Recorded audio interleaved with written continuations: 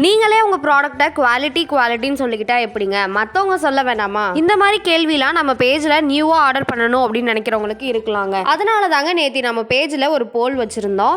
மற்றவங்க என்னங்க சொல்கிறது, நம்ம கஸ்டமரே சொல்லியிருக்காங்கங்க நம்ம குட் குவாலிட்டியை தான் கொடுத்துட்ருக்கோம், இல்லையே பேட் குவாலிட்டி செலக்ட் பண்ணியிருக்காங்களே அப்படி தானங்க நினைக்கிறீங்க. இந்த 4 பேர் மட்டும்தாங்க நம்மள்கிட்ட பேட் குவாலிட்டின்னு செலக்ட் பண்ணியிருந்தாங்க. அவங்கக்கிட்ட மெசேஜ் பண்ணியே நம்ம கேட்டிருந்தோம், என்ன பேட் குவாலிட்டின்னு சொன்னிங்கன்னா நாங்கள் சேஞ்ச் பண்ணிக்கிறோன்னு.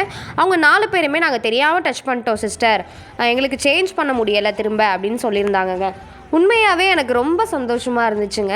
ஏன் அப்படின்னா ஒன்றொன்றுத்தையும் பார்த்து சேல் பண்ணிகிட்ருக்கோங்க. நான் மட்டும் இல்லை, என்ன மாதிரி சின்னதாக ஒரு பிஸ்னஸ் பண்ணுறவங்க எல்லாருக்குமே ஒரு பயம் இருக்கும், நம்மக்கிட்ட ஆர்டர் பண்ணுறவங்க திரும்ப பண்ணுவாங்களா அப்படின்னு சொல்லிட்டு. என்னதான் பார்த்து ஒரு திங்ஸை அனுப்பி வச்சுருந்தாலும் போகும்போது ஏதாவது டேமேஜ் ஆயிருந்துச்சுன்னா நம்ம தான் குவாலிட்டி கம்மி அனுப்பிட்டோம்னு நினச்சிருவாங்களோ அப்படின்லாம் தோணுங்க. இப்போ உங்களுக்கு எங்கள் மேலே நம்பிக்கை வந்தால் தாராளமாக நீங்கள் எங்களை வெப்சைட்லேயோ அப்படி இல்லைன்னா டேரெக்டாகவோ காண்டாக்ட் பண்ணி எங்ககிட்ட நீங்கள் ஆர்டர் ப்ளேஸ் பண்ணிக்கலாங்க.